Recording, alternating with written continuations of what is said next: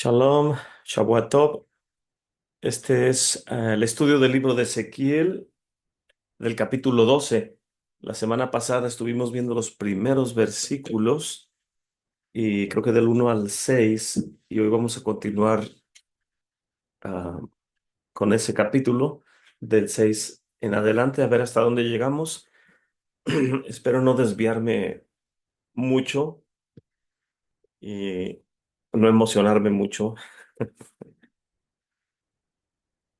Tengo conmigo hoy este libro también que habíamos visto en otra ocasión, de la profesora o doctora Tová Gansel. Es comentario en el libro de Ezequiel de la editorial um,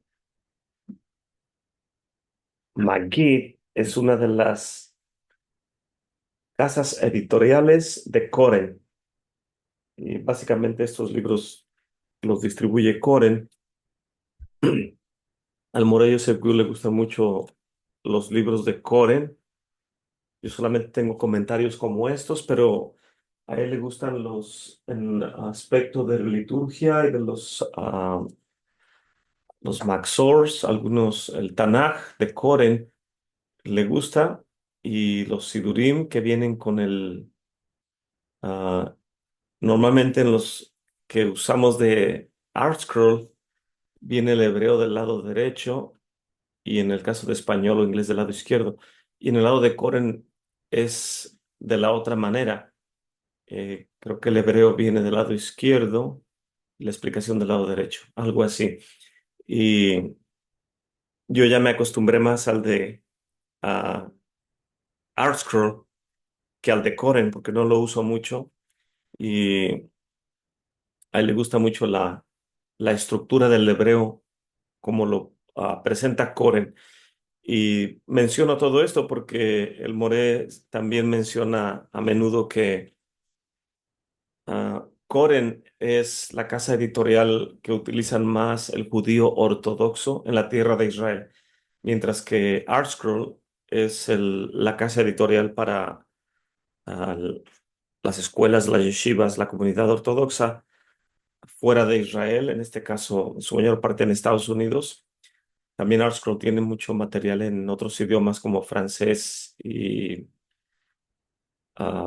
portugués, creo. Muy poco en español, ya están sacando más.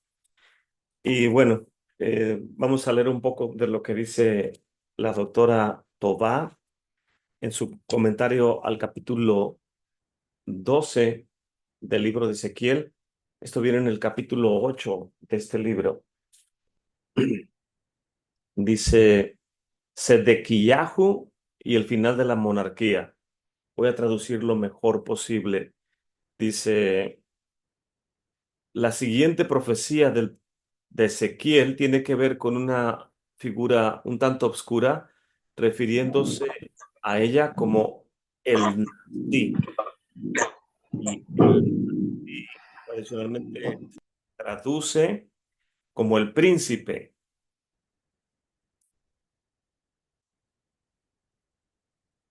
Viene una nota al pie de página en cuanto a la palabra Nasi.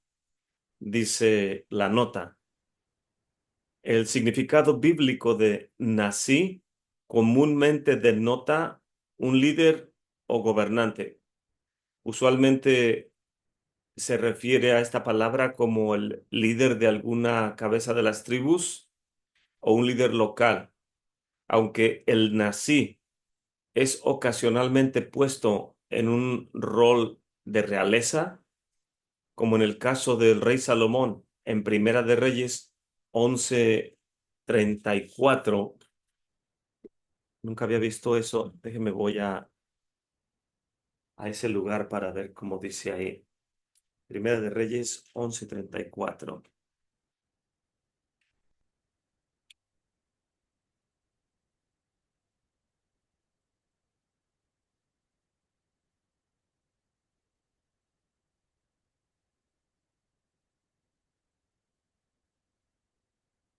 Y dice, Empero no quitaré nada de su reino de sus manos, sino que lo retendré por caudillo. En español dice caudillo.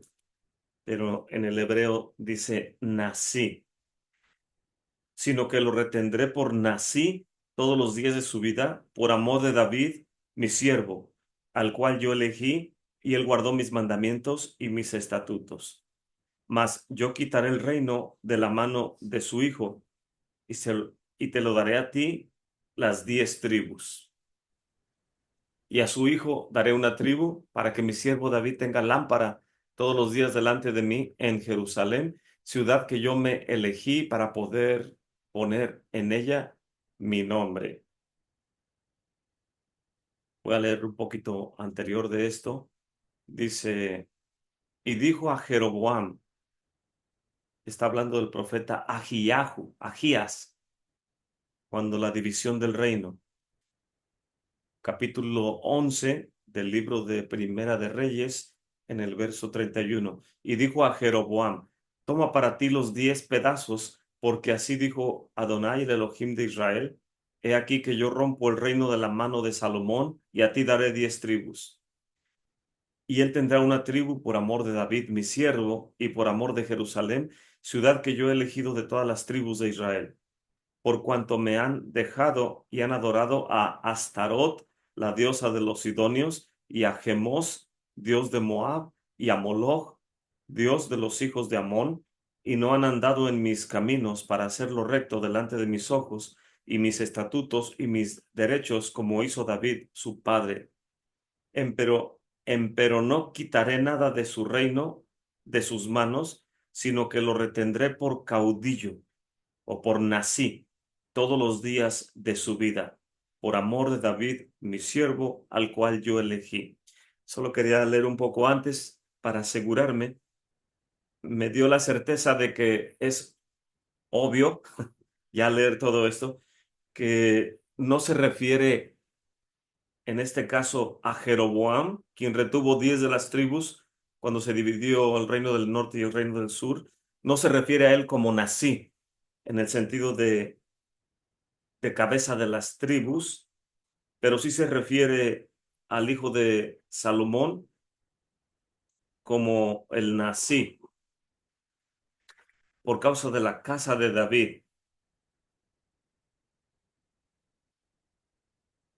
Entonces está un tanto interesante ese versículo, verso 11, verso 34. Déjame ver qué dice comentario de Archcroll, Primera de Reyes,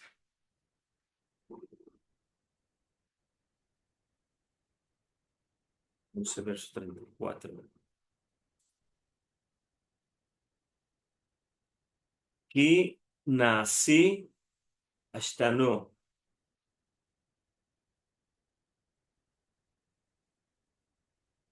lo pondré como un gobernante.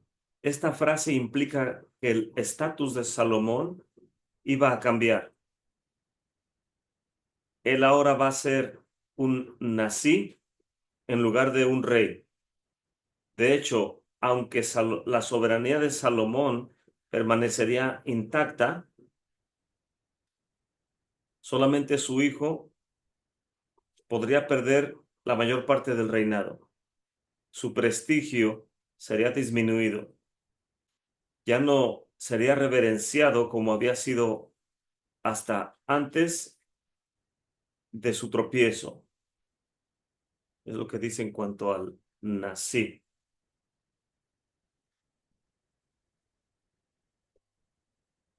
Y es interesante porque muchos, lo vamos a ver más adelante, muchos de los comentaristas en el libro de Ezequiel, cuando habla del nací, se refiere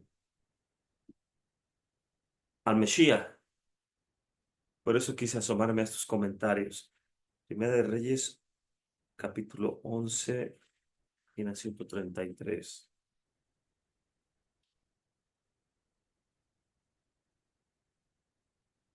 Voy a ver qué dice este otro comentario.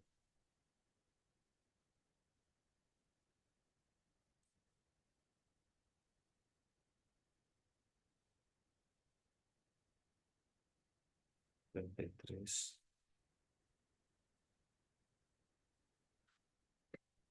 capítulo 11.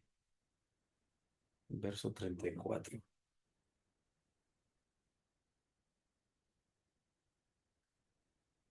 Este es otro comentario de Coren.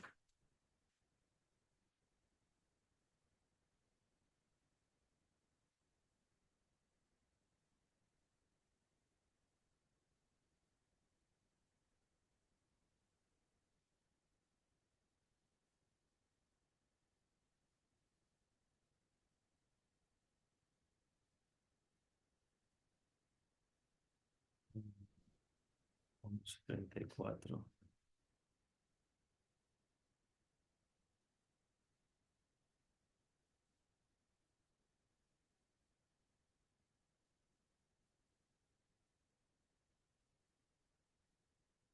Como este libro no viene en descripción cronológica, o sea, los comentarios de Coren, este es otro este es comentario de la casa editorial Coren en cuanto a Primera de Reyes. Son diferentes autores. El que comenta en Primera de Reyes es el rabí Alex Israel, un educador, profesor de educación cuyas enseñanzas en las últimas 2 décadas ha inspirado a miles de estudiantes en Estados Unidos, Israel y en el Reino Unido para involucrar profundamente al estudiante con el texto bíblico. Actualmente enseña en la yeshiva Eretz Hatzvi y es director de la am, educación comunitaria en el Instituto Pardes de Estudios Judíos. Es un activo escritor. También contribuye regularmente a la yeshiva Har Etzion en Israel y también en el Beit Midrash Koshiltsky Virtual Beit Midrash. Ok. Eh, Página 134. Quiero ver qué dice del Nasi.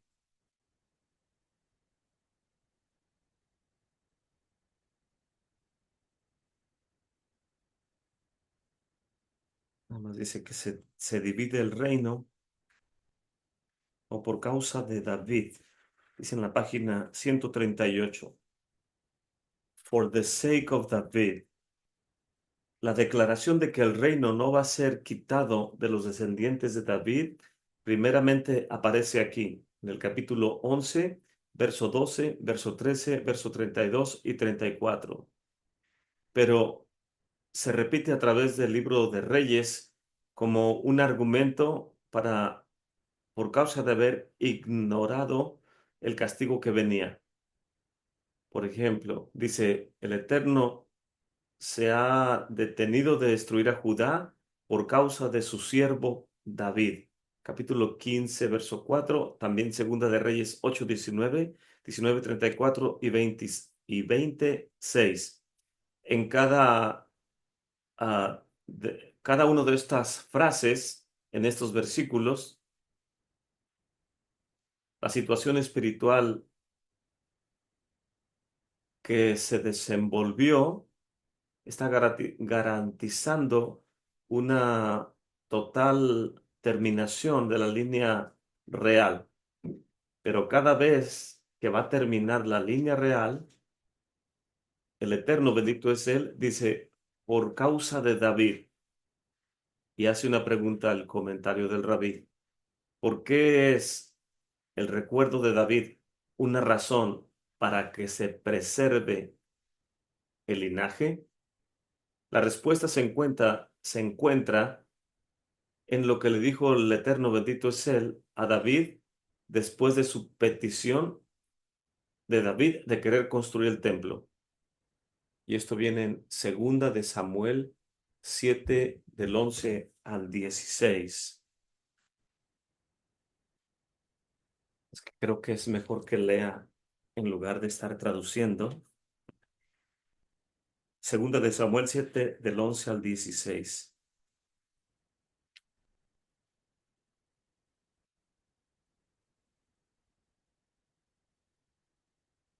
Dice la escritura. Desde el día en que puse jueces sobre mi pueblo Israel, y yo te daré descanso de todos tus enemigos. Asimismo, Adonai te hace saber que Él te quiere hacer casa.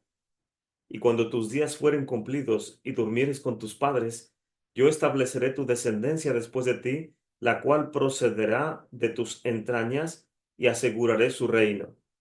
Él edificará casa a mi nombre, y yo afirmaré para siempre el trono de su reino.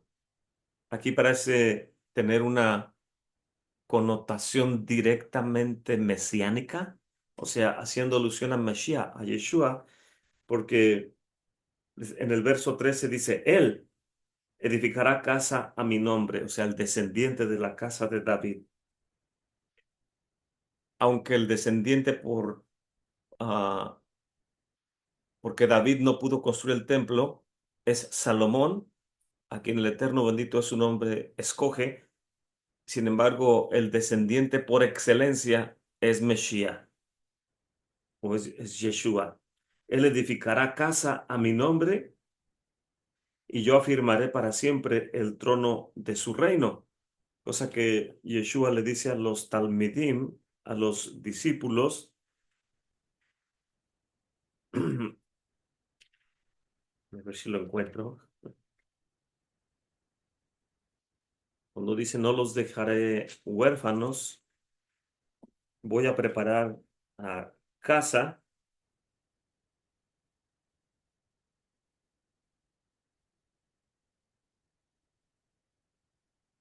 Eh,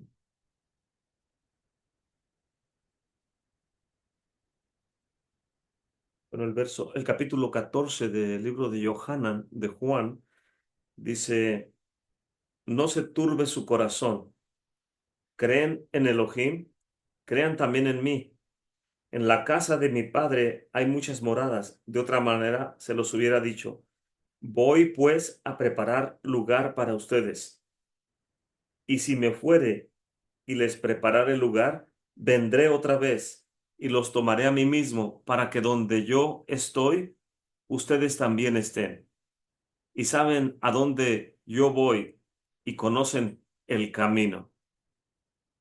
Y le responde Tomás, Adón, Señor, no sabemos a dónde vas. ¿Cómo pues podremos saber el camino? Y Yeshua le dice, Ani Jalej, yo soy el camino, la verdad y la vida, y nadie viene al Padre sino por mí. Y si me conocieran, también a mi Padre conocerían, y desde ahora le conocen y le han visto. Y le responde Felipe, Adón, Señor, muéstranos al Padre y nos basta. Y Yeshua le dice, ¿tanto tiempo ha que estoy con ustedes y no me han conocido, Felipe? El que me ha visto al Padre. ¿Cómo pues dices tú, muéstranos al Padre? ¿No creen que yo estoy en el Padre y que el Padre en mí?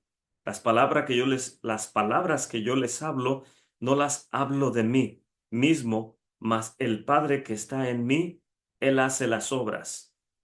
Créanme que yo soy en el Padre y el Padre en mí. De otra manera, creedme por las mismas obras. Si me aman, guarden mis mandamientos, dice en el verso 15. Me vino a la mente ese versículo. Son palabras de promesa matrimonial, cuando el novio está desposándose con la novia, le está dando la garantía de que va a regresar por ella. Y aquí en segunda de Samuel dice, Él edificará casa a mi nombre y yo afirmaré para siempre el trono de su reino.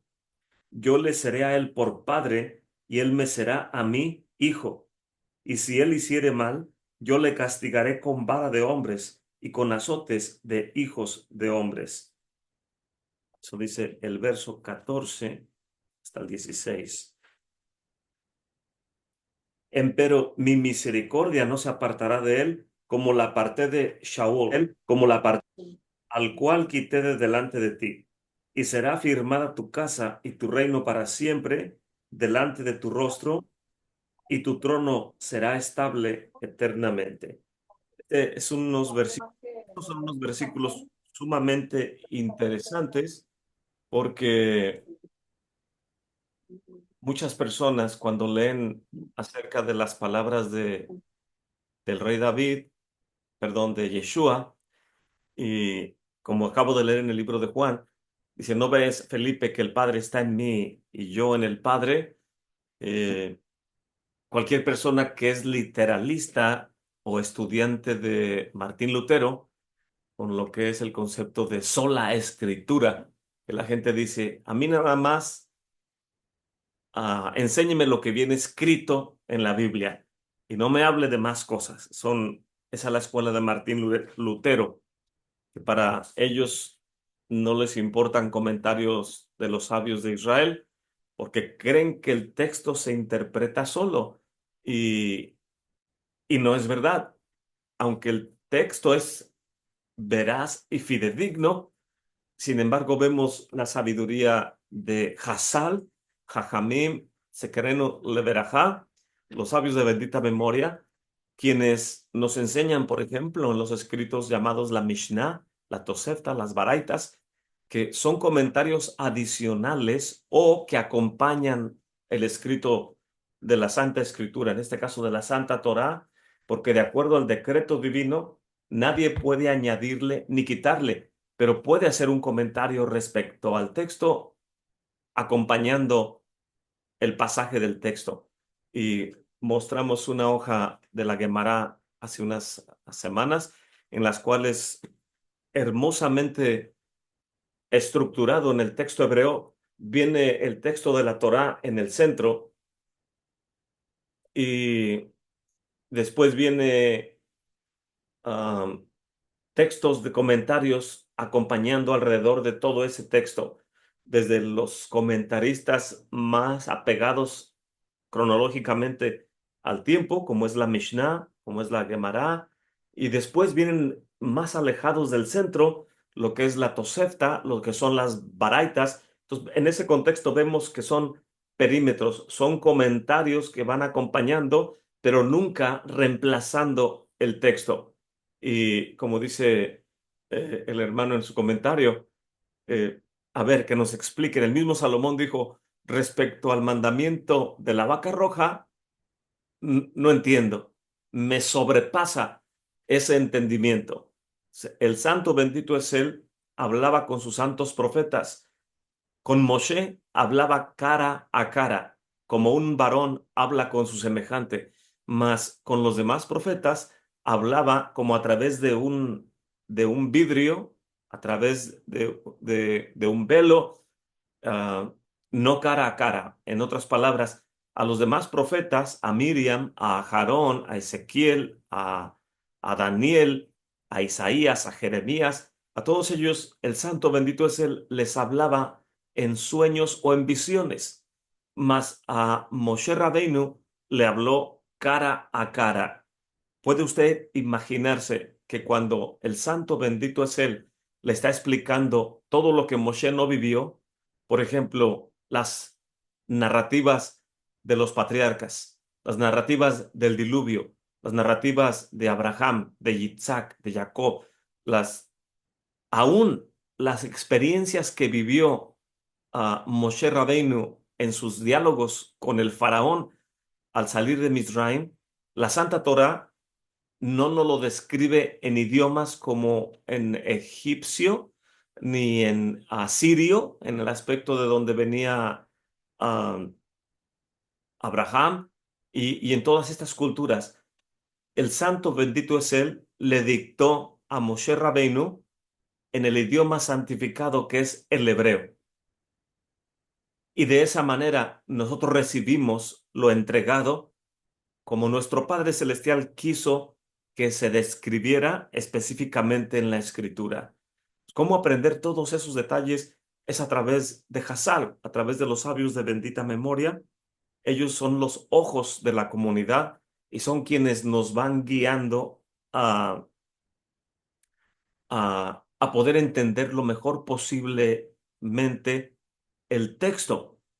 En ese contexto, no le podemos decir a Ezequiel o a Daniel o a Jeremías, tu visión no fue cara a cara como la de Moshe Rabbeinu. Estás haciendo una eisegesis de lo que ya se enseñó anteriormente. Y el profeta diría, claro que no, esto fue entregado a mí en visión. Y lo que yo estoy hablando lo explico en base a mi entendimiento, porque no tengo la estatura de Moshe Rabbeinu, mas sin embargo, lo que el Santo bendito es Él me revela en visión, lo tengo que expresar en las limitantes de mi entendimiento, de la vida que he vivido, de las experiencias que he tenido, de las emociones que he sentido. El profeta trata de elevar lo mejor de su persona, de su carácter, de su lenguaje, a transmitir esa visión. Mas, sin embargo, no es 100% su eisegesis o su explicación o su interpretación personal, pero parece que así fuese. Pues esa es una diferencia muy importante, muy interesante en cuanto aquí en el libro de Samuel dice el Eterno bendito es Él, yo le seré a Él por padre y Él me será a mí como hijo. Vemos aquí en base a este versículo que nuestro padre le está hablando al rey David, le está diciendo que los que se sienten en el trono serán llamados hijos de Elohim. Pero el santo bendito es Él no está diciendo, David, tus hijos que se sienten van a ser dioses chiquitos para que los hagan ídolos y cometan idolatría. No está diciendo eso. Está diciendo que al rey de Israel, Hashem, bendito es Él, le llama hijo de Elohim. Y es por eso que en el libro de Juan y en los demás evangelios, cuando, por ejemplo, dicen los Talmidim en el primer capítulo de Yohanan, de Juan, dice,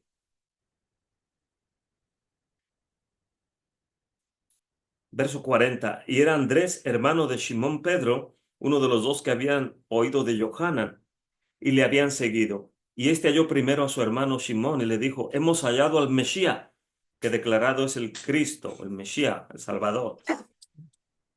Y le trajo a Yeshua. Ah, ¿había cuándo?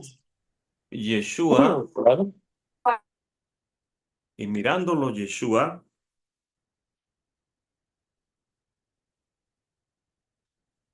dijo, tú eres Simón Bar Yoná, tú serás llamado Kefas, que quiere decir piedra. Al día siguiente quiso ir Yeshua a Galilea y se encuentra Felipe, al cual le dijo, sígueme.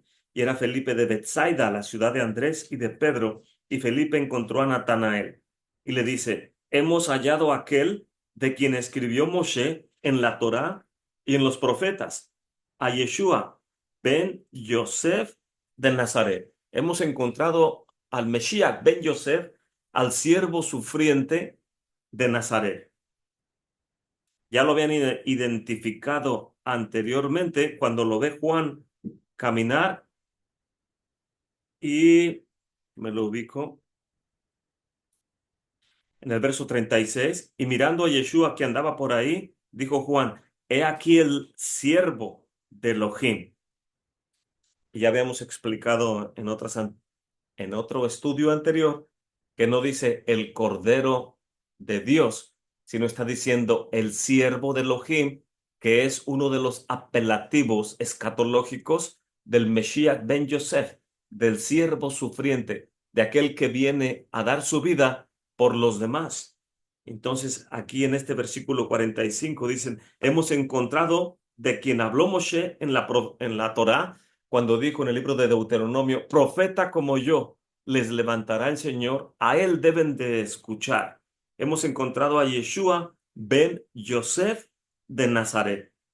Verso 46. Y le dice Natanael, ¿de Nazaret puede haber algo de bueno?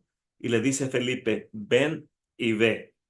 Habíamos dicho anteriormente también que cuando los sabios de bendita memoria enseñan fuera de la tierra de Israel, dicen, ven y escucha. Es una frase de maestro a estudiante peculiar de las enseñanzas, por ejemplo, en Babilonia, en las casas de estudio, cuando están hablando de algo muy importante, dicen, ven y escucha, ven y aprende, siéntate y aprende. Mas cuando el maestro está enseñando en la tierra de Israel, donde tomaron lugar los acontecimientos, dicen, ven para que veas.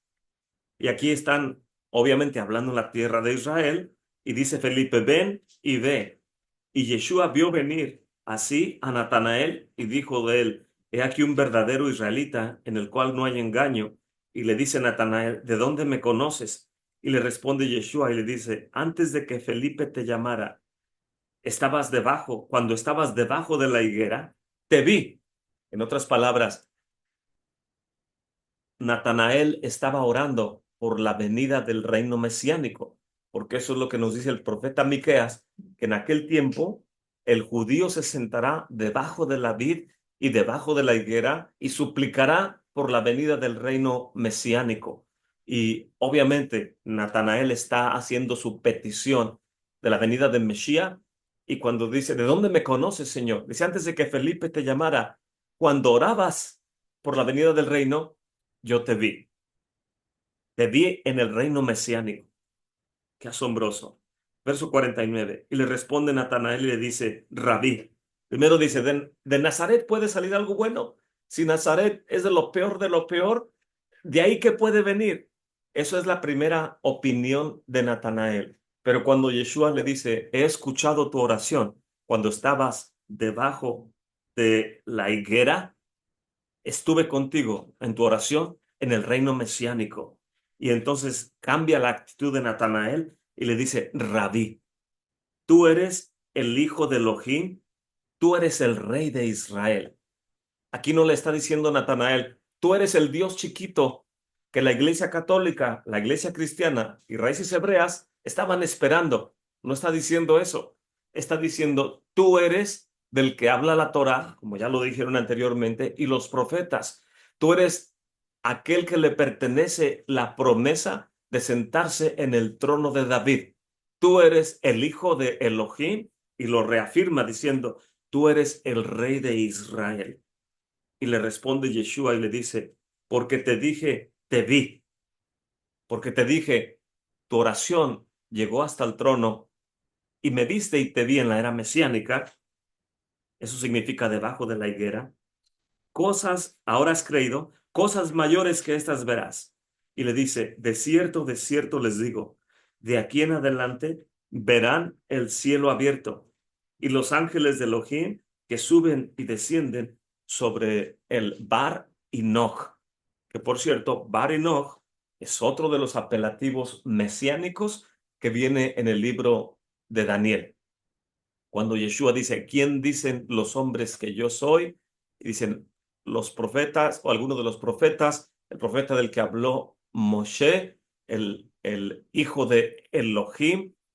Y dice, Pedro, ¿tú quién dices que yo soy? Y Pedro dice, tú eres el hijo de Elohim. ¿Quién dicen, perdón, dice Yeshua, ¿quién dicen que soy yo, el hijo del hombre? Está diciendo, ¿quién dicen que soy yo, el Bar Enoch? O sea, ¿cómo me identifican si yo soy el Bar Enoch del que habla Daniel? Inmediatamente dicen, unos dicen que eres uno de los profetas que resucitó, eres el profeta del que habló Moshe Rabbeinu. eh, ¿Y quién dices tú que yo soy? Tú eres el hijo de Elohim, tú eres el rey de Israel. La comunidad del siglo primero identificaba inmediatamente a Mesías. Entonces la pregunta del millón sería, bueno, alguna de las preguntas del millón sería, si en el siglo primero la comunidad judía de creyentes en Mesías lo identifican como el Mesías mismo del cual habló Moshe, um, mejor no hago esas preguntas para no meterme en problemas. Eh, pero Baruch Hashem, dije que no me iba a desviar mucho, pero me emociona estar leyendo esos versículos. El texto me induce a buscar información y no sé si alguien tiene algún comentario antes de continuar.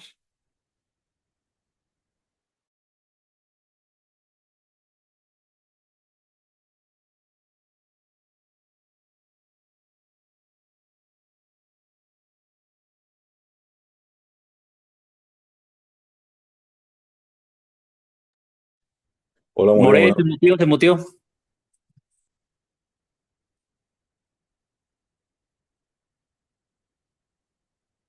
Perdón, estaba diciendo, qué bueno que lo digo con el micrófono apagado. Dije, qué bueno que no dice el hermano Adrián, es que estamos en familia, no debe haber problema. Y dije yo, y si hubiera algún problema, mandamos a cualquier culpable al varón rojo para que le hagan un corte especial.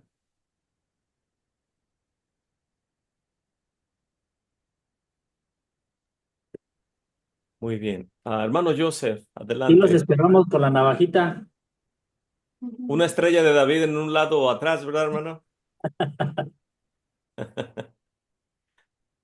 Ojo, Adrián, ojo, concentrate.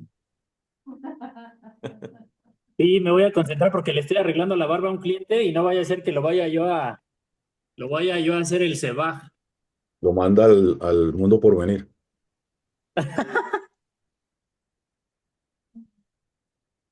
Hermano More, Joseph, adelante, sí, hermano. una consulta. Tal vez es por la ignorancia y tal vez la falta de recorrido en este mundo, en la Torá. Porque hay mucha, me parece a mí, tanto en raíces hebreas o en grupos mesiánicos, etcétera, con el tema de la función del rol de Mashiach y su posición y lo que nosotros debemos de tener claro como fundamento de lo que él significa para nosotros.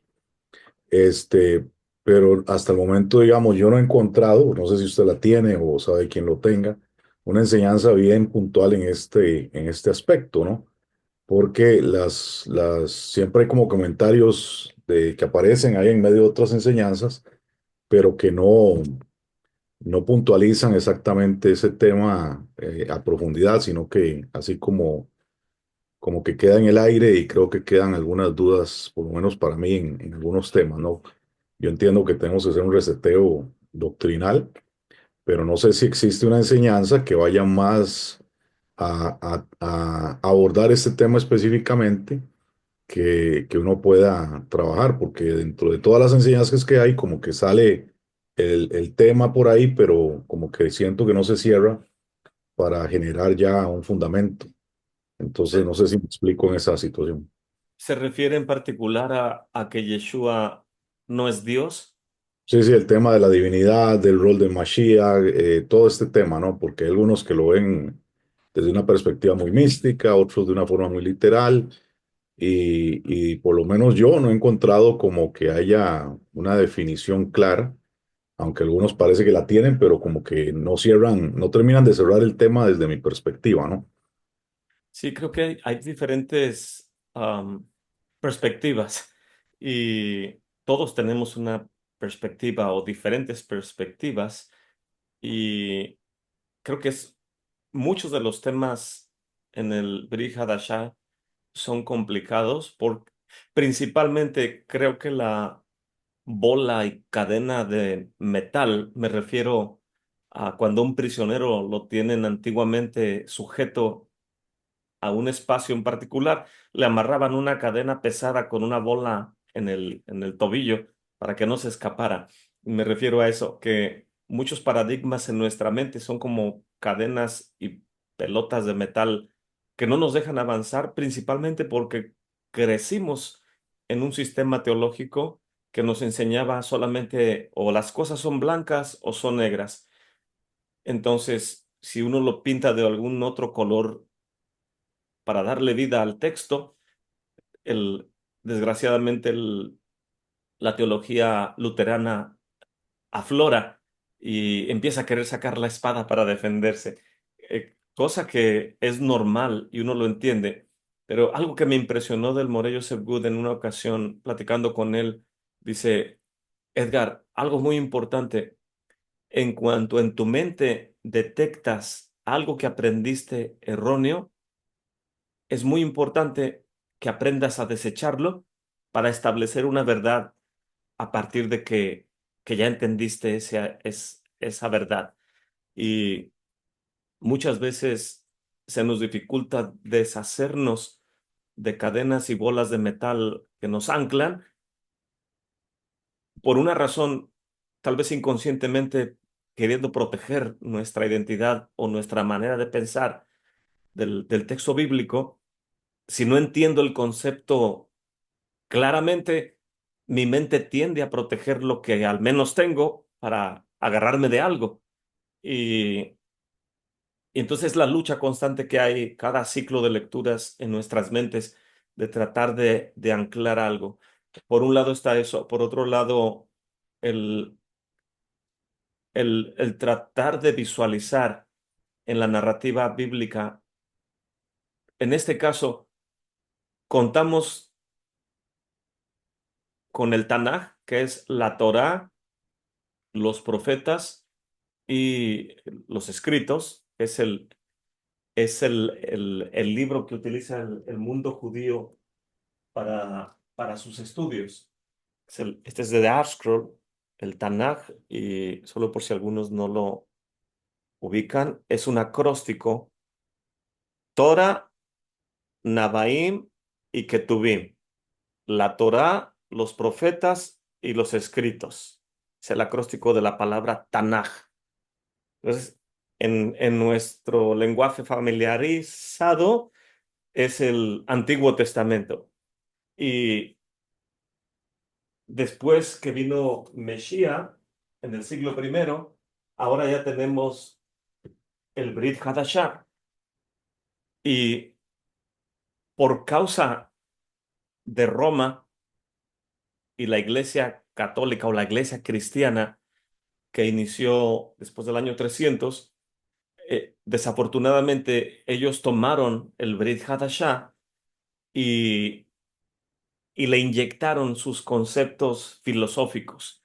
Y los llamados padres de la iglesia, de las personas más antisemitas que ha habido en la historia, y que empezaron a perseguir al pueblo judío y empezando a establecer sus dogmas a través de sus concilios y, proclamar que ahora ya no es, como dijo Lutero posteriormente, ya, ya no es la interpretación en este caso, cuando Lutero del latín, sino que ahora dice él que la escritura se tiene que interpretar por sí misma y no el clero, pero redunda en lo mismo. El clero dijo: ¿qué está hablando Lutero? Si es parte de nosotros, aunque él diga que se salió de nosotros, sigue dentro del mismo ciclo o estructura de pensamiento.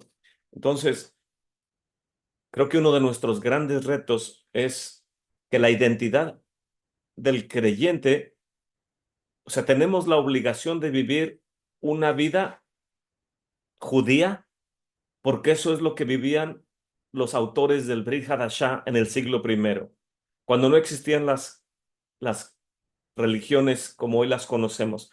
No existía catolicismo, cristianismo, ni ninguna denominación. No estaba el Islam y, y todas esas denominaciones. Entonces, el Brit Hadashah, el Nuevo Testamento, está escrito en el marco mental de la vida judía del siglo primero. Por lo tanto, nuestra obligación es apegarnos a la halajá. ¿Y cómo hacerlo? Porque el Brit Hadashah no nos lo explica, obviamente no entra en detalles. Los escritores del Nuevo Testamento toman por hecho que nosotros vivimos una vida pegada a los misbots y a la Torah. En ese contexto tenemos que apegarnos a lo que Hassal, los sabios de bendita memoria, interpretan acerca del texto del Tanaj. Y una vez que logramos entender eso y empezamos a estudiar halajá, aplicación de los misbots a nuestra vida diaria y el calendario, el templo y todos estos aspectos de la vida judía, abrimos el Nuevo Testamento y toma otra dimensión, una dimensión tal que la búsqueda de muletas y sillas de rueda, me refiero a literatura teológica, viene a ser algo que no nos interesa para entender el texto bíblico. Y, y entonces, cuando dicen, Señor, tú eres el Hijo de Elohim, tú eres el rey de Israel. ¿Cómo explicarle un, un, un entendimiento judío de miles de años a alguien que creció en la teología y no la quiere soltar? O, o alguien que la quiere soltar, pero se le dificulta abrazar la vida judía o no quiere hacerlo, que viene a ser casi lo mismo. Y son los retos que complican la identidad del creyente hoy en día, que un joven estaba preguntando hace unos días que por qué mucha gente tenía confusión con su identidad en estos tiempos modernos, y básicamente creo que es porque los que tenemos la responsabilidad de explicar lo que pregunta el hermano Joseph, no invertimos en el tiempo debido para presentarnos delante de los rabinos como una comunidad no judía, observante de la Torá, y que no somos idólatras. Y estoy seguro que a ellos les encantaría escuchar algo así, pero como nadie nos tomamos el tiempo de armar comunidades y tener representantes, y que podamos ir con las comunidades judías que quieran, que sean nuestras conexiones, porque es un mundo, el judaísmo. Pero siempre la pregunta halágica y la tradición judía es que tiene que un eslabón conectar con otro eslabón. Y por eso cuando llamé para conseguir el pergamino, el Sefer Torah, para nuestra congregación hace algunos años, me dijo el rabí de Nueva York: ¿quién eres? ¿Quién te dio mi número? Y ya le dije: el rabí Ben Sion me dio su número, a Rabí Samuel. Y mi nombre es Edgar Ramos, de una comunidad hispana en la ciudad de Austin, Texas. No somos judíos. Dice: ¿quién es tu rabí? Y le dije: no tengo rabí. Dice: si no tienes rabí, creo que no podemos hablar. No tengo nada que hablar si no eres parte, en otras palabras, no eres miembro de la comunidad judía, ¿qué puedo hablar contigo? Y yo le dije: wait, espere. Hay un rabí en Jerusalén que viene y nos enseña ah, una o dos veces al año. Dice: dame su número para hablar con él. Le dije: no puedo, primero voy a hablar con él para ver si le puedo dar su número. Dice: ok. Y ya es de la manera que el rabí Greenbaum la pasea con él. Le envié el email diciéndole que si podía, que qué nos aconsejaba él, que como comunidad no judía y que no sabemos hebreo, y que estamos aprendiendo liturgia, le dije: rabí, ¿cree que es prematuro para una comunidad como la de nosotros anhelar tener un Sefer Torah cuando apenas estamos aprendiendo, estamos en pañales? Le dije: no sé. Le dije: creo que tan solo poner la mirada en el texto del hebreo, del pergamino, ya es una bendición para nuestros ojos, y, y darnos un incentivo para aprender el idioma y para hacer nuestros servicios. Le dije: pero tal vez estoy yéndome más allá de lo que debo de pensar. Y le envié ese email y le comenté: rabí, contacté a este rabí que otro rabí me recomendó en línea, y me dijo que quién era mi rabí. Y le dije que usted era lo más cercano a nuestro rabí, y, y me dijo: dame su número. Y le dije: no sé, necesito preguntarle a él. Y le expliqué todo esto en el email. Y nunca me esperé que el rabí Greenbaum, quien es uno de los grandes líderes de la comunidad de Breslov en Jerusalén, ya es un varón mayor de edad, y creo que tiene más de 70 años, no sé si ya 80, algo así. Y nunca me imaginé que le hablara al otro rabí de Nueva York. Yo puse ahí toda la información en el email explicándole. Y en esos días venía del trabajo, ya lo he comentado antes estos detalles, pero venía en la tarde del trabajo en la autopista, y me entró la llamada del rabí Samuel de Nueva York. La pasa con él y dice: Edgar, me llamó tu rabino desde Jerusalén y no tengo ningún problema en proveerte con un pergamino. ah, Llámame en cuanto puedas. Y, y ya me estacioné y sentí un nudo en mi garganta y me dieron muchas ganas de llorar, que jamás me pensé que el rabí de Jerusalén le iba a hablar al rabí de Nueva York. Y apenas estaba meditando en eso cuando me entra el correo electrónico del rabí Greenbaum, y dice: Edgar, llamé al rabí Samuel en Nueva York lo primero que me dijo que cuáles eran mis credenciales como rabino en la Santa Ciudad de Jerusalén. Y cuando le empecé a explicar quién era yo, no me dejó empezar. Dijo, Rabí, disculpe las molestias, no es mi intención que se tome el tiempo para explicarme todo esto. Vamos a ayudar a esta comunidad, dijo el Rabí Greenbaum. Edgar, déjame saber si hay algún problema o si hay alguna situación en la que puedo ayudarte. Y el nudo que traía aquí ya no lo aguanté más y me agarré llorando ahí, estacionado en la autopista, y le hablé a mi esposa llorando y le dije, el Rabí Greenbaum le habló al Rabí Samuel. Y ella me dice, ¿de qué estás hablando? Le dije, de un email que mandé. Dice, ¿y qué le dijo? Pues el de Nueva York me llamó diciendo que no tiene ningún problema de proveernos el pergamino, y el Rabbi Greenbaum me envió un email diciendo que si había algún problema se lo dejara saber. Y dijo ella, ¿y cuál es el costo de los pergaminos? Le dije, me dijo el Rabbi Samuel que entre 12 y 15 mil dólares son los que tiene ahorita. Creo que tiene 4 o 6 de ese rango. Y dice ella, ¿de dónde vamos a sacar más de 10,000 dólares? Y, y ya, más tranquilo, yo sonreí y le dije, se me hace más complicado penetrar la comunidad judía, o sea, hallar favor delante de la comunidad judía, se me hace más difícil que conseguir 10,000 dólares. Y dijo ella, no sé qué tienes en tu mente, pero ya vente a la casa. Y ya llegué y platicamos más de eso, pero es una historia muy, muy bonita, muy emocionante, como el santo bendito es Él nos ayudó a tener el pergamino. Y jamás me preguntó el rabí de Nueva York ni el de Jerusalén, hey, ¿eres idólatra? Eh, ¿Tienes prácticas raras o eres luterano o algo así? Nunca me hicieron esas preguntas porque mi lenguaje de acercamiento con ellos no fue en el sentido de decir, creo en Yeshua, si me van a ayudar va a ser bajo estas condiciones. Bueno, no se me ocurrió decir eso al principio. Simplemente dije, quiero aprender hebreo y tener los servicios como se hacían en el siglo primero, y, y es lo que hice.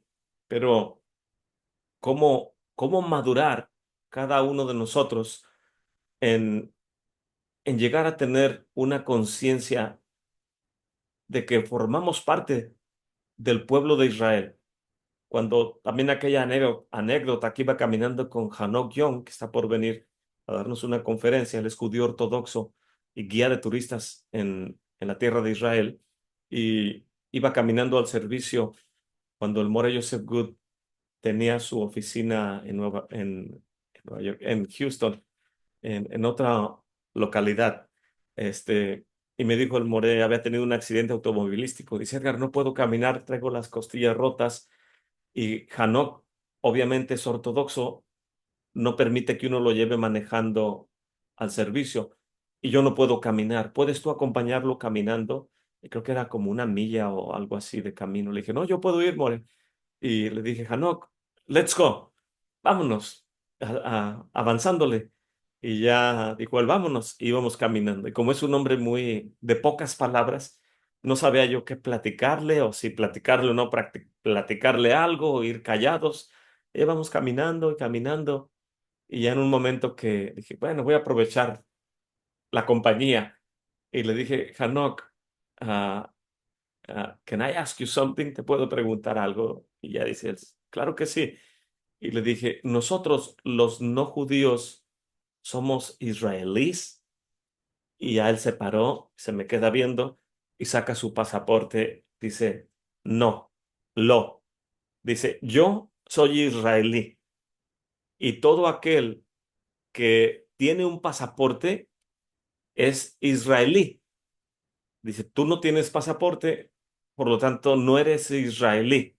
Y le dije, bueno, y entonces, ¿qué somos? Los que no somos judíos y estudiamos la Torá. Y él sonriendo dice, ustedes son israelitas. Y ya le dije, oh, mucho mejor. Y, y entonces ya entendí lo que en la mente del judío, un israelí es aquella persona en estos tiempos modernos quien ya sea que nació en la tierra de Israel o hizo aliyá siendo judío y, y arregló su pasaporte y sus documentaciones para ser reconocido como parte de la nación judía moderna, ellos son israelíes.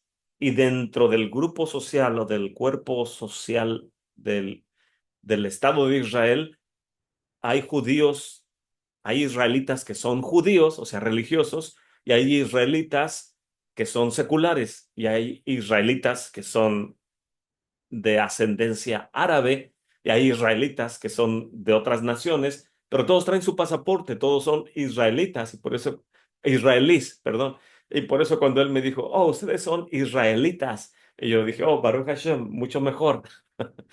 En el caso de nosotros, no creo que haya israelitas, ah, ¿cómo puedo decirlo? Porque puede haber israelitas de otra nación, como árabes, o israelitas mexicanos, o israelitas ah, argentinos, o colombianos, o americanos, y, pero no puede haber, no creo que puede haber israelitas am, católicos.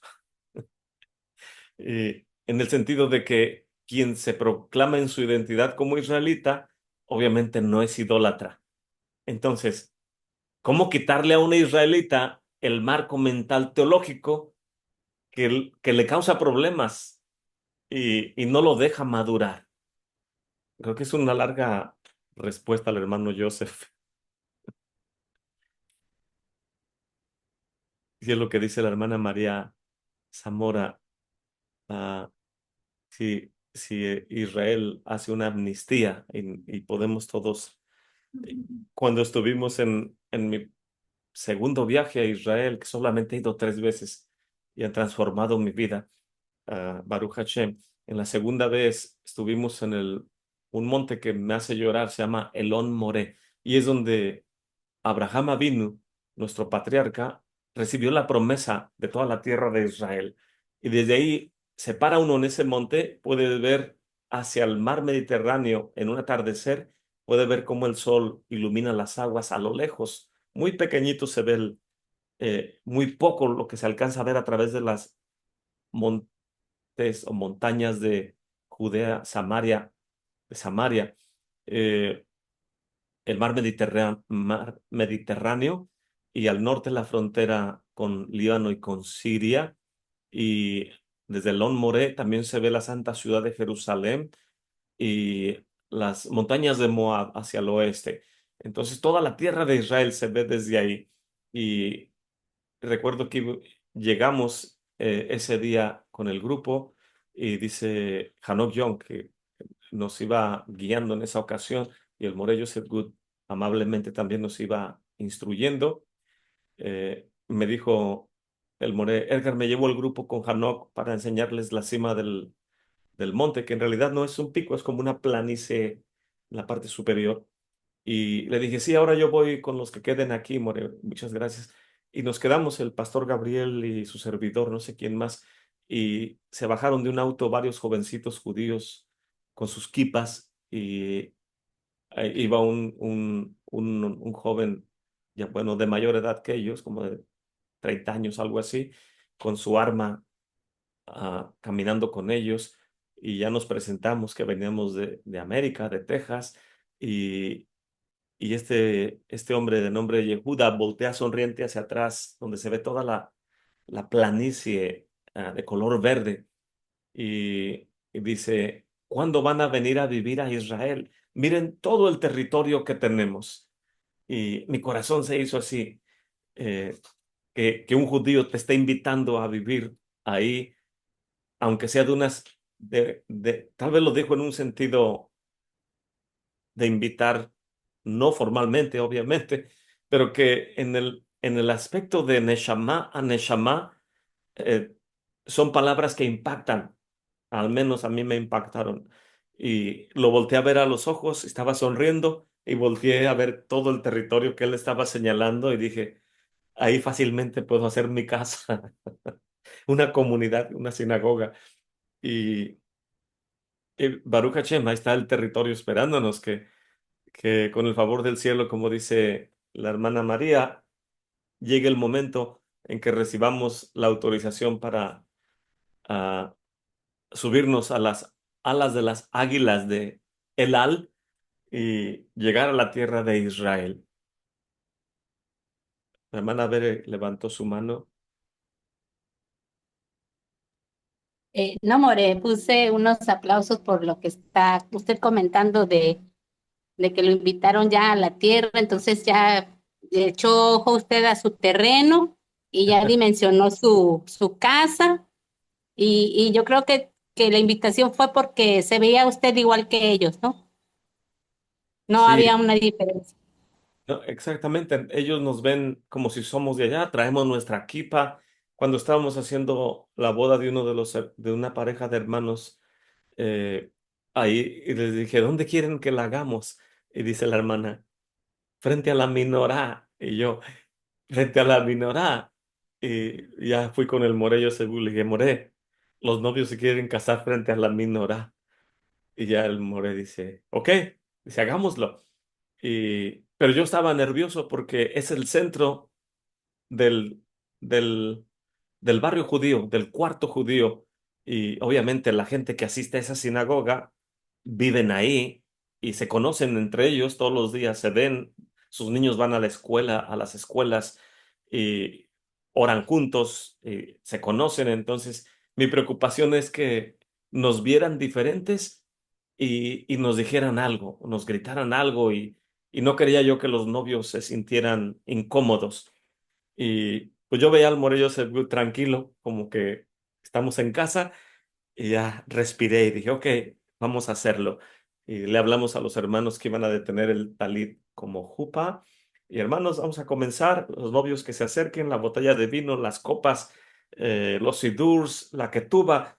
Y yo nervioso empecé a... El Moré hizo una parte y yo después seguí con mi parte. Y como mi hebreo no es muy bueno, dije, voy a intentar cantar, que son lo que se llama la ceremonia nupcial, Sheva Berajot, las 7 bendiciones tradicionales de una boda judía, y son unas oraciones hermosas. Y siempre me gusta cantarlas cuando me invitan a oficiar alguna boda, y esa ocasión no era la diferencia. Dije, en Jerusalén tengo que intentarlo mejor. Pero al voltear y ver tanta gente que se estaba parando, dije, no creo que lo pueda hacer en hebreo porque no se va a escuchar bien y me pueden decir algo. Entonces dije, pero lo puedo hacer en español. Y comencé a cantar en el tono tradicional las bendiciones y nada más veía yo jovencitos judíos detrás de mí que asomaban su cabeza para ver qué libro estaba leyendo y volteaba a verlos y se me quedaban viendo y veían el libro y nos veían a todos y la gente se comenzó a parar y comenzaron las mujeres a hacer como un sonido la, la, la, que es tradicional de algunas comunidades judías sefarditas y que volteamos a ver y cuando menos esperamos la gente estaba cantando canciones tradicionales de boda y había más de 200 personas rodeándonos cantando y saludando a la novia y acercándose a darles una bendición. Y mi nerviosismo se convirtió en alegría. Y después meditando en todo esto dije, sus miradas de ellos eran como diciendo, visten de colores, no visten blanco y negro, pero traen kipa y traen libros de oración judía y tienen talits y como que no nos lograban ubicar si éramos de Breslov, hasídicos, obviamente no éramos ultra ortodoxos, pero que ellos dicen, me imagino que en su pensar, tratando de identificarnos, pensaban, no sabemos quiénes son, pero son de nosotros, son de nuestra familia. Y y Baruch Hashem fue una experiencia muy bonita para todos nosotros, en la cual nadie nos hizo menos. Y, y creo que experiencias como estas han forjado al Morello Good con una paz interior y una tranquilidad de no tener que demostrarle a nadie nada, porque como le dijo aquel rabino, More, ¿cómo es que usted no ha hecho conversión al judaísmo si sobra cantidad de rabinos que lo apoyen para hacerle su proceso de conversión? Y el More Good en el video cuando me lo mostraron, estaba yo expectante viendo el video que iba a decir, y él tranquilo en su silla está sentado y meditando en qué responder, y le comenta al rabí Eliyahu, dice, Eliyahu, no veo qué diferencia habría si yo hiciera conversión, porque lo que tú comes, yo como. Lo que tú oras, yo oro. De la manera que tú vives, yo vivo. La única diferencia sería que si el templo estuviera funcionando, tú entrarías más allá que yo, porque yo soy no judío y tú eres judío. Pero si no está el templo funcionando, aún no ha sido construido, no hay diferencia entre tú y yo. Y el rabí se quedó así, dijo, es verdad, nunca había pensado en eso. Y me impactó la respuesta del Moré Joseph Good, muy, muy sabio y con entendimiento por todo lo que él ha aprendido en su trayectoria y su relación con los rabinos y estudiando de la Torá y del templo, Baruch Hashem. Entonces, el andar con él me ayuda a aprender de esas experiencias y forjar también mi identidad. Eh, Como creyentes en Mesías, no tenemos nada de qué avergonzarnos ni de qué sentirnos menos. Y ahorita voy con el hermano Aldo.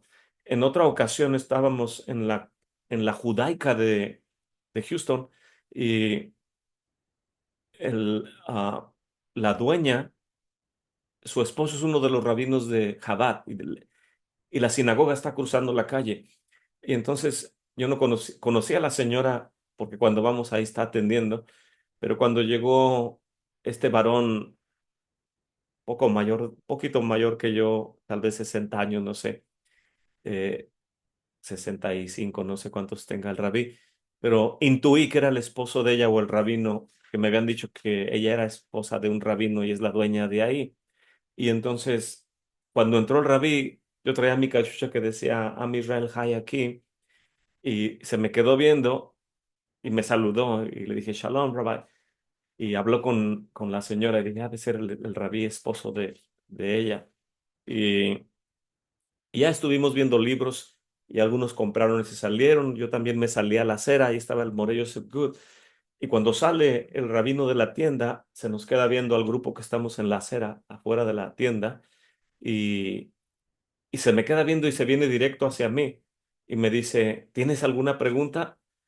Y el Morello y yo tenemos una pregunta desde que salimos de su casa y se me hizo impactante que el rabino viene y me pregunta que si tengo una pregunta. Y ya volteé yo con el More, yo le dije, More, ¿cuál es la pregunta que teníamos? Y ya comenzó el More a explicarle algo del templo que estábamos buscando. Y ya el rabí se nos queda viendo al More Yosef Good y a mí, a todos los que estamos, y dice, Who are you? ¿Quiénes son ustedes? ¿Por qué hacen esas preguntas de Mishnah y de Gemara y cosas así? Y ya dice el More Yosef Good, oh, somos un grupo que estudiamos la Torá y entonces el rabí se nos queda viendo y dice, ¿y guardan Shabbat? Y el Morello se, oh yeah, oh yeah. Dice, claro que sí. Y las festividades, y comemos kosher, estudiamos la parachá. Y el rabí se queda así, dice, no puedo creer lo que estoy escuchando. Ustedes estudian la Torá y guardan Shabbat y hacen todo eso. Y el Morello se, yes, yes. Y, y el rabí voltea como asombrado alrededor, dice, imagínense que todo el mundo fuera como ustedes, que guardan más allá de las 7 leyes noajidas. Dice, el mundo sería diferente si toda la gente hiciera lo que ustedes hacen. Y también me impactó la respuesta del rabí, porque nos calificó más allá de noajidas. Entonces, no nos calificó de idólatras, ni nos hizo preguntas incómodas.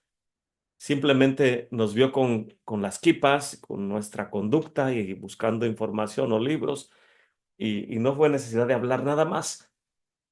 Uno mismo se da a conocer con su manera de vivir, y, y eso es muy bonito. El que no sabemos mucho, pero somos como bebés dando nuestros pasos y queremos darlos lo mejor posible. Obviamente nos vamos a tropezar o a caer, pero no debe impresionarnos que un judío ortodoxo nos levante y nos diga, continúa adelante, levántate y sigue adelante, porque mejores son dos que uno. mas ay del solo. Hermano Aldo, disculpe que me seguí hablando. Sí, yo creo que el comentario mío, More, era de media hora atrás. Pero, eh, no, una vez, bueno, en las oraciones dice que yo te llevaré a la tierra y circuncidaré tu corazón. Y eso, digo, el Eterno, Eterno, llévame a la tierra, realmente circuncida mi corazón cuando usted dijo que cambió totalmente su vida cuando fue a la tierra. Y se me vino el pensamiento que al judío cuando ve a uno que está vestido y camina igual, como comentó que estaban en la cima de la montaña, yo me preguntaba cómo, si seguramente que sí fue así la reacción del judío en la época del primer templo, en la época de las festividades. Cuando venían los que estaban fuera de Jerusalén a las festividades. Eh, digamos, cuando ese reino, digamos, con ellos esperando un reino que se estableciera, ¿me entiendes, More? Y me hace acordar de Hechos, y que había de Ponto, Capadocia, Asia, Bitinia, y no será también, More, que la sensación, digamos, no la sensación, sino el querer de ellos que se restablezca un reino y que toda la nación de Israel esté celebrando las fiestas. Y por eso tienen ese incentivo así de vengan a la tierra y quédense a vivir. Amén. Sí, cuando estuvimos en el kibutz, al Morello seguro le gusta ir a un kibutz en Galilea que se llama Kibutz Laví. Y es un kibutz donde la comunidad ortodoxa de diferentes lugares de Israel va a, a estar ahí un fin de semana, a hacer un Shabbat. Y el kibutz tiene creo que 4 sinagogas. Tiene una sinagoga ultra ortodoxa donde los hermanos judíos que traen el sombrerito redondo y la gabardina negra, ellos hacen sus servicios ahí. Y tienen dos ortodoxas, y tienen otra que es donde la comunidad, la gente que vive ahí en ese kibutz, hacen sus servicios y es donde normalmente nos invitan a esa sinagoga. Y tienen un área para las visitas y nos dicen dónde nos vamos a sentar Y todo es en hebreo, obviamente, pero ah, ya van 2 veces. La primera vez que fui, estábamos en el lobby esperando a reunir todo el grupo para ir a hacernos el marib y, llegó un judío ortodoxo con su kippah y bien vestido corriendo, ah, volteando como que buscaba a alguien y volteando alrededor, volteó conmigo y se vino directo y me empezó a hablar en hebreo. No me entendí nada de lo que me dijo y yo nada más aprendí unas frases y andaba preparado para contestar que no sabía hebreo y le dije, Shlicha, disculpe, Ani lo medaber ibrit, disculpe, pero no hablo hebreo. Y se me quedó viendo y dice, toda, toda, sí, gracias, gracias. Y se fue. Y otro hermano que estaba junto a mí, que también es mexicano, casi eran puros americanos, solo íbamos 2, 3 hispanos. eh, y el hermano Joseph que estaba junto a mí se me queda viendo, dice, hermano, lo confundió con alguien de la comunidad judía. Le dije, ¿tú crees? Dijo, sí, vino con usted directamente a preguntarle. Y yo, ok, Baruch Hashem. Y, y en el segundo viaje del que estaba hablando ah, de Elón Moré en el monte, en ese viaje estábamos también en el lobby, mismo kibutz, esperando para reunirnos otra vez para el Shabbat. Y, y entonces venía una pareja ya mayor de edad, como de 75 años o algo así. Y había una judaica ahí donde vendían y la cerraron porque ya iba a empezar el Shabbat. Entonces venía esta pareja de ancianitos, iban a cruzar donde nosotros estábamos, en el mismo lugar donde me pasó anteriormente en el otro año, estaba yo ahí parado otra vez. Y, y se me acerca y me dice la señora, dice, disculpen, ¿de dónde vienen? Y le dije, de Texas. Y se me acerca y nos dice a los que estábamos ahí, dice, this is home. Dice, esta es su casa, esta es su casa. Y El pastor Gabriel está ahí junto a mí, nos quedamos viendo con un nudo aquí y nosotros, thank you, thank you. Y luego ya me dice ella, qué bonita kipa traes, how beautiful kipa. Y ya me la quité yo, era una de las que mi mamá normalmente me hace. Y, y la vi porque me gustó para traerla para Shabbat. Y, y le dije, sí, mi madre me la hizo. Dice, nosotros fuimos a la judaica porque mi esposo se llama Ira. Dice, mi esposo Ira quería una equipa nueva para el servicio de Shabbat mañana en la sinagoga. Y entonces fuimos y encontramos esta, pero no me gustó mucho a mí, dice ella. Es una equipa blanca que aquí la tengo conmigo. Y ya le dije, dice ella, pero la tuya está muy bonita. Le dije, a mí se me hace más bonita la que usted compró. Dijo, no, no, no, la que te hizo tu mamá está mucho más bonita. Y le dije, hagamos algo, le regalo mi kipa. Y dice, no, no, no, no quiero tomar tu regalo. Le dije, no, no, se la quiero regalar al señor Ira. Apenas me la acaban de hacer, es la primera vez que la uso. Le dije, para mí me daría mucha alegría que la recibiera. Y entonces el señor Ira la agarra y se la pone y dice, acéptame la que compré como intercambio para no dejarte sin kipa. Y le dije, ¿estás seguro? No tiene que hacerlo. Le dije, ahorita yo voy al cuarto por otra. Dijo, no, no, no, hagamos el cambio. Y, y cambiamos de kipa. Y al otro día que fuimos al servicio en la sinagoga, nos cruzamos al entrar y, y yo traía la kipa que él me dio y él traía la que yo le di. Y la señora, no recuerdo el nombre de ella, me seguía diciendo, this is home, this is home. Dice, en ningún lugar del mundo nos van a tratar como en nuestra propia tierra. Dice, a mi esposo y yo anduvimos por varios países hasta que logramos llegar a la tierra de Israel. Esta es nuestra casa, dice. Esta es su casa de ustedes. Y ya mis oídos se deleitaban de escuchar esas frases. Baruch Hashem. Pero somos israelitas y de entre los no judíos, no paganos, no idólatras. Estamos aprendiendo, no sabemos mucho, pero tratamos de hacer lo mejor posible cada ciclo anual y tratamos de madurar. Y, y Baruch Hashem, por esa oportunidad que nos da, que como muchos quisieron haber aprendido estas cosas o haber vivido en estos tiempos, y a nosotros nos ha tocado, es una grande bendición y un grande privilegio. Entonces, dije que no me iba a desviar en el principio, pero el texto nos lleva por otro camino en ocasiones. Disculpen. ¿Alguien tiene algún comentario acerca de esto? Espero que nadie tenga crisis de identidad estando en Mesías y am, y que ya hayamos dejado la idolatría atrás, pero como dice el hermano Yosef, estaría bueno hacer un estudio lo más informativo posible acerca de estas cosas, que mucha gente no es que a propósito esté practicando idolatría, simplemente no ha entendido estas cosas.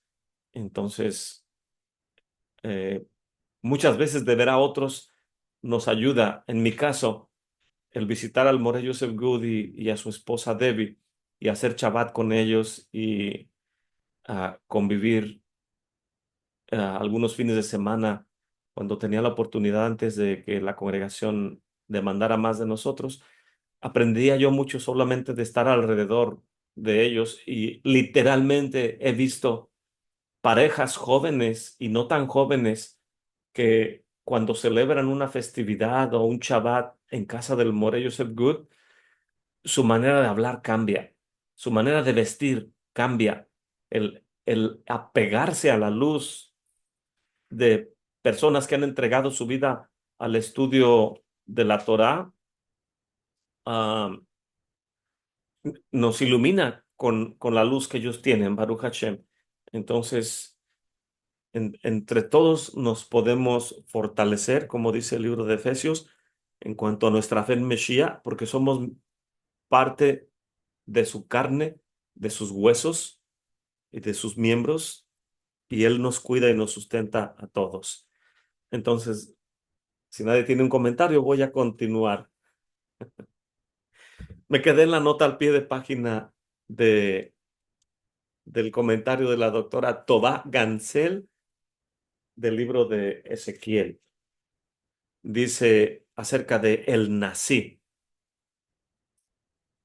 En Ezequiel, en los capítulos de la visión del templo futuro, que es del capítulo 40 al 48, el término Nací frecuentemente se refiere al líder del pueblo y a el profeta que delinea sus funciones.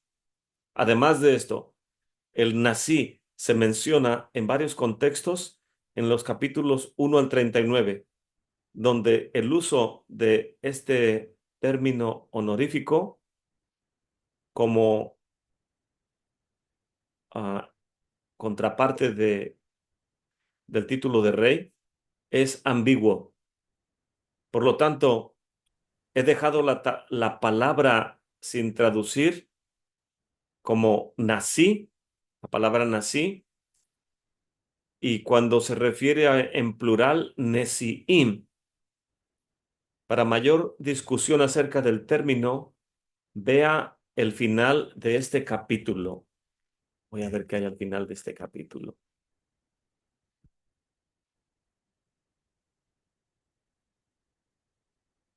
El nací de Israel.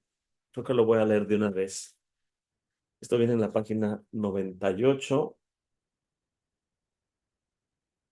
Y aquí dice el subtítulo, El nací de Israel. Dice la doctora Tobá. El título nací en el Tanaj usualmente significa un gobernante o un líder. En la mayor parte de las menciones se refiere a la cabeza de una tribu o a un líder regional, pero en algunos lugares nací se utiliza en el sentido monárquico. Por ejemplo, Salomón se le refiere de esta manera en Primera de Reyes 11:34. El origen del título, refiriéndose a un líder de tribu o regional, indica un estatus menor que el del rey, con algunos menos derechos y obligaciones. El nací o príncipe de Israel aparece en un número de contextos diferentes en los capítulos del 1 al 39 del libro de Ezequiel, pero el uso de este título en esos capítulos es como contraparte al significado del título del rey y es de hasta cierto tanto una connotación ambigua.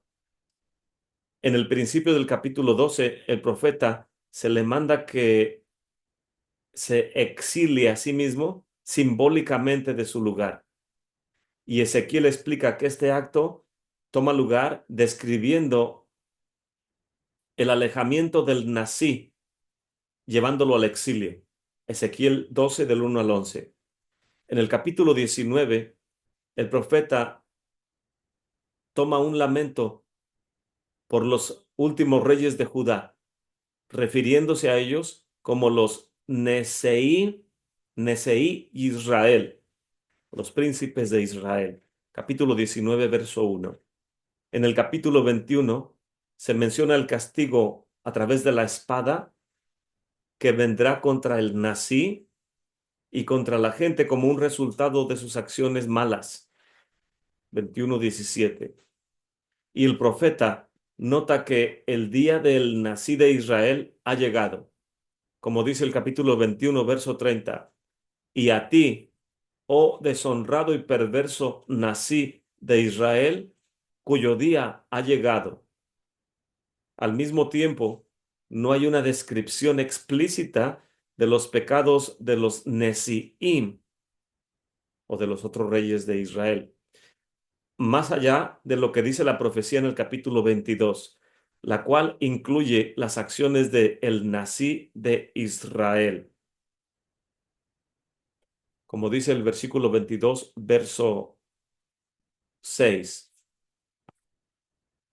Cada uno de los Nesiim de Israel en medio de ti utilizaron su fuerza para el derramamiento de sangre. viene una nota a pie de página, dice, el texto en el capítulo 45 también nos permite identificar el pecado de los Nesiim. Y dice, y mis Nesiim no defraudarán más a mi pueblo, sino que dejarán el resto de la tierra a las diferentes tribus de la casa de Israel. Suficiente los Nesiims de Israel, o han hecho suficiente Nesiim de Israel. Den fin a su falta de cumplimiento de la Torá y a su rapiña, y hagan lo que es recto y justo. Pongan un alto a cómo abusan de mi pueblo. Capítulo 45 del verso 8 al 9. Además de incriminar fuertemente por el derramamiento de sangre, vemos que los Nasiim también son culpables en lo que se describe en el texto y también por la falta de apego a la ley y porque practican la rapiña. Todo esto está tomando lugar bajo su liderazgo y esto es por la falta de juicio y de justicia. Continúa el comentario. El liderazgo del pueblo de parte de los Nesiim incluye el uso de la fuerza que los ha llevado a actuar a tal manera que han derramado sangre. Pero los Nesiim, en la virtud de su rol de líderes, eran responsables de prevenir todas estas situaciones. En cada uno de los contextos mencionados aquí, en los cuales el profeta Ezequiel utiliza el término Nasi, el título de Melech o rey pudo haber sido usado fácilmente en lugar de Nasi. Ezequiel utiliza el término Melech cuando habla de los reyes de Israel en el pasado y de los reyes de otras naciones en el presente. Y a propósito, él utiliza el título de Nasi o príncipe para el futuro líder de Israel a partir del capítulo 40 al 48. Sin embargo, él escoge el referirse a los reyes contemporáneos de Judá usando el título de Nasi en lugar de Melech. Esto es para indicar que mientras que el rey, quien ahora es llamado Nasi, tenía dominio sobre su reino, este reino ya había disminuido. Por lo tanto, ya no es necesario, de acuerdo a lo que el profeta Ezequiel está operando en su narrativa, ya no es necesario llamarlos reyes, porque por su falta de liderazgo y lo que está sucediendo, ya han disminuido al título de Nasiim. Por lo tanto, en los capítulos 12 y 19, la profecía concerniente al Nasi, que está a punto de ser exiliado, en los capítulos 21 y 22 se describen los pecados del Nasi antes de ser quitado de su posición. Y mientras estoy leyendo todo esto, me hago la pregunta, ¿por qué por las transgresiones de estos reyes de Judá, previo a la destrucción del templo, por cuestión de sus transgresiones y no arrepentirse, que los lleva al exilio, el título de Melech ya no se aplica y ahora se les designa como Nesiim o en este caso al Nasi? Por el entorno de la atmósfera de destrucción que ya está rondeando la santa ciudad y la destrucción del templo que es inminente. Y sin embargo, mientras leía eso me preguntaba, ¿y por qué causa a Mesías se le llama el Nasi? Como ya explicó la doctora Tobá y muchos otros comentaristas en el libro de Ezequiel, dicen que del capítulo 40 en adelante el Nasi se refiere al Mesías. Y me pregunto, ¿por qué si es un título no de denigrar el liderazgo, pero que no está a la altura de ser llamado rey en lo que acabamos de leer. Y mi pregunta es, ¿por qué del capítulo 40 en adelante, cuando Mesías ya esté operando en la santa ciudad de Jerusalén en la era mesiánica, por qué se le llama Nasi y no Melech? Es lo que me preguntaba mientras leía los comentarios de la doctora Tobá. Y lo único que me viene a la mente es que por causa de las transgresiones de Judá demeritaron el título de Melech. Cuando viene Mesías, es propio que inicie desde lo que demeritó para volver a elevar el título a Melech. Es lo que se me ocurre, mas no estoy seguro por qué se le llame Nasi del 40 en adelante. Y vamos a ver cuando lleguemos a esos capítulos.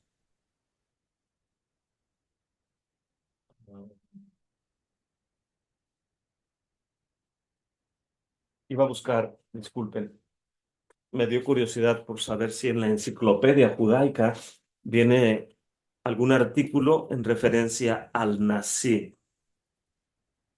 Voy a buscar rápidamente.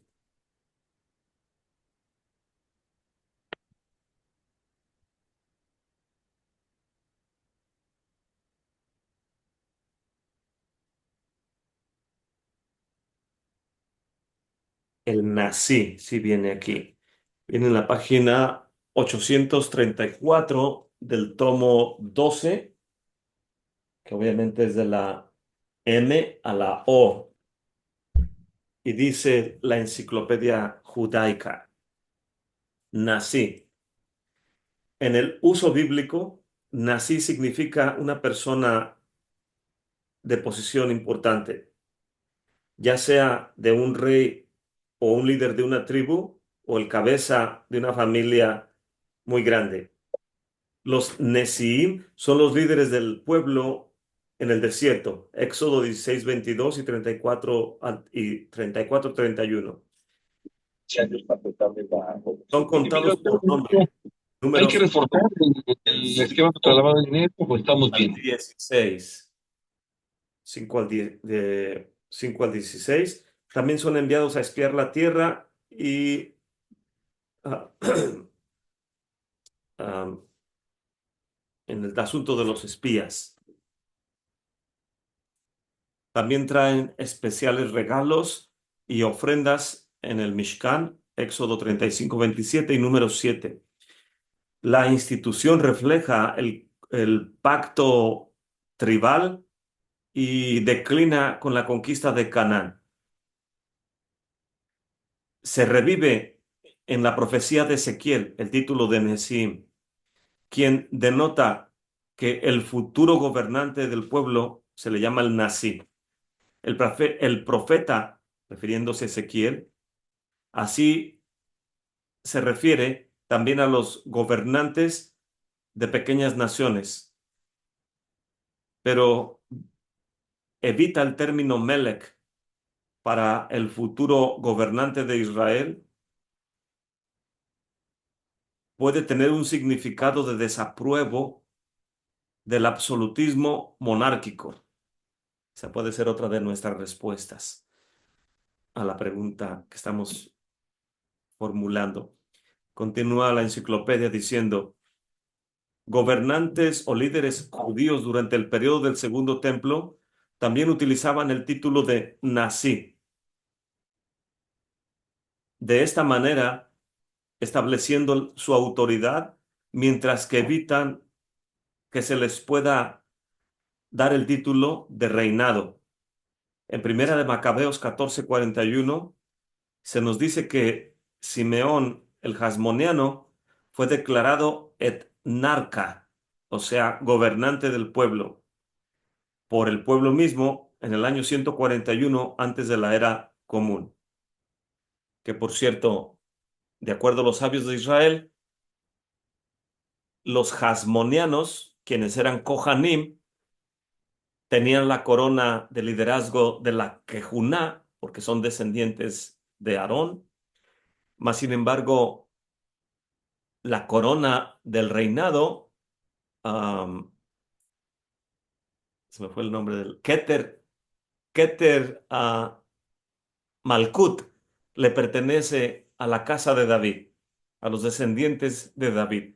Y vemos aquí que los hasmoneanos tenían la corona del sacerdocio, de la Quejuná, y se adjudicaron, porque el pueblo los nombró y ellos lo aceptaron, debieron haberlo negado, diciendo, no, nosotros somos designados para el servicio del Beit HaMikdash y tendríamos que buscar a alguien de la casa de Judá para nombrarlo Nasí o líder.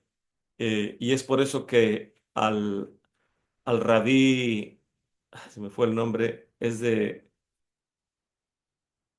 la casa de Judá, se le llamaba el Nasí, el príncipe. A él se le podría haber también llamado rey, sin embargo era líder del Sanedrín, se le llama Yehuda Hanasí, líder del Sanhedrin, y es del linaje de la casa de David. Sin embargo, no se le designó como rey, pero los macabeos, los hasmoneanos, fueron desapareciendo porque usurparon un liderazgo que no les correspondía. Voy a continuar traduciendo. Nos dice que Simeón el hasmoneano fue declarado etnarca, gobernador del pueblo, en el 141 antes de la era común. El título original en el hebreo probablemente era Nasí. Monedas acuñadas por Bar Kokhba durante la revuelta en contra de Roma tiene la inscripción Shimon Nesi Israel, o sea, Simón, el príncipe de Israel, demostrando que el líder rebelde se considera a sí mismo el Nasí del pueblo. El título es similarmente encontrado en cartas acreditadas a Bar Kokhba. Mientras que los rabinos entienden ciertos aspectos bíblicos del término de rey, ellos aplican el título en un sentido más limitado al presidente del Sanhedrin y tal vez a las cabezas de otros cuerpos de liderazgo y otros órdenes de liderazgo también. La cabeza secular de la secta descrita en los rollos del Mar Muerto también lleva el título. Las fuentes rabínicas llaman a los Sukkot, que eran antes de los Tanaim, como Shimai, Beit Shimai, Beit Hillel, se les llaman los pares, y después de ellos vinieron los Tanaim. Dice, uno de los pares de los Sukkot nos lleva hasta el tiempo de Yossi ben Yoeser, año 165 antes de la era común. Se le llama el Nasí en el libro de Ageo 2.2 y continúa usándose el término para describir a la cabeza de la corte a través del tiempo de los Amoraim.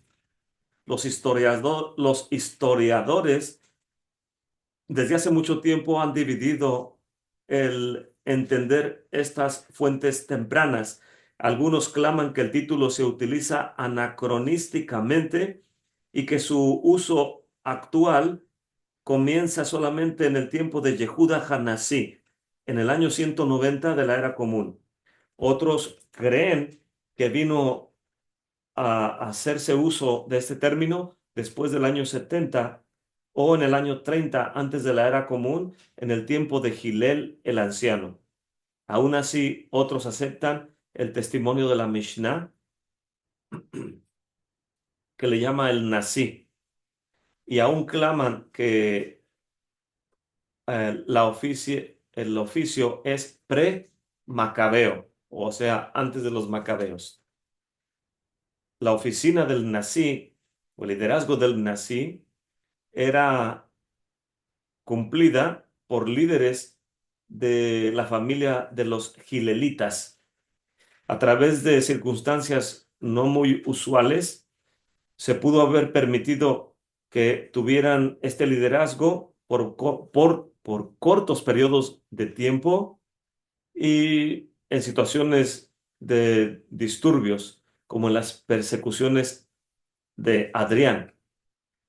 El último nazí gilelita fue el Rabán Gamaliel, el sexto, quien murió en el año 425.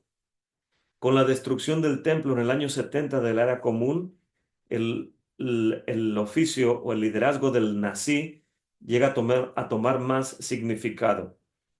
Onkelos ah, llevó a cabo el ritual de lamento para el rabí Gamaliel II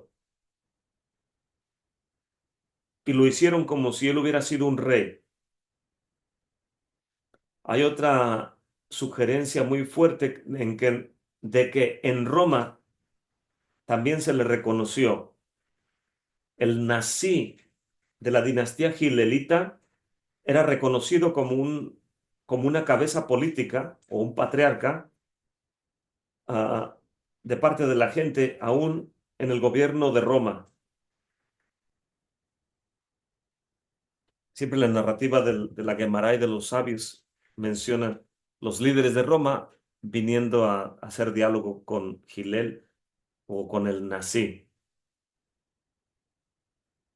Voy a leer una parte que viene más adelante. Dice: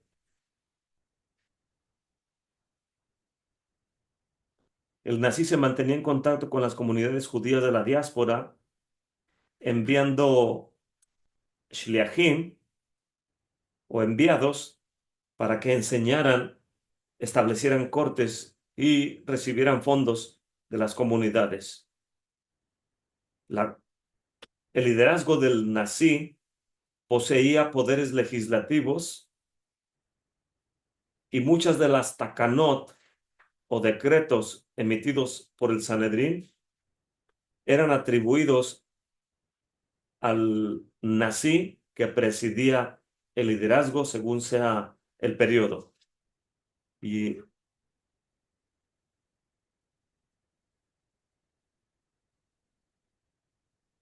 en el periodo geónico,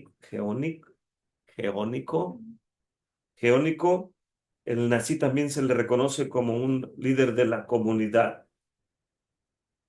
ya sea en Jerusalén, en Egipto, en Bagdad, en Damasco, en Siria y en España, bajo el régimen de los musulmanes. O sea, el nazí, líder de la comunidad judía en estos lugares. Algunos tenían considerable poder similar al del exilarca, especialmente los Nesiims de la tierra de Israel, en Siria y en Egipto.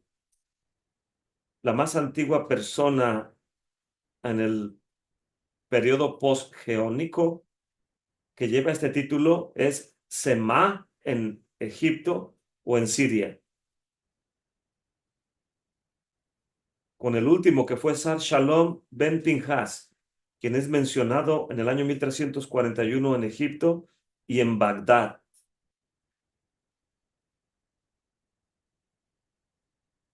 Algunos Nesiim en la España del periodo musulmán eran señalados por la corte y representaban a la comunidad judía en una corte.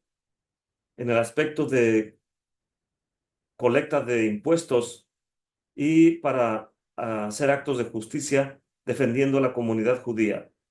Los caraítas también llaman a sus líderes nazís, como el fundador Anán ben David en el siglo XVIII. En algunos tiempos modernos, el título de nazí también se le daba a las cabezas de las instituciones llamadas Kolel de la Jaluká. En algunos tiempos modernos, el título presidente, ya sea en el aspecto político y cuerpos de liderazgo social, se utilizaba, pero en el hebreo se traduce como nazí, aún en tiempos modernos. Como ha sido hecho en la nomenclatura del Estado de Israel para designar al presidente del Estado. Entonces vemos que ese título se ha traído desde tiempos antiguos hasta estos tiempos, y solamente ya que me había desviado del aspecto del nací y va a estar redundando en ello constantemente, quise buscar y ver qué es lo que decía la enciclopedia en en esa descripción. Y pues me voy a detener aquí. No avancé muchos versículos del libro de Ezequiel, pero podemos continuar donde nos quedamos con el favor de Hashem la siguiente semana. No sé si alguien tiene algún comentario en referencia al nací, al liderazgo, y lo que nos acaba de explicar los comentarios. Están muy interesantes.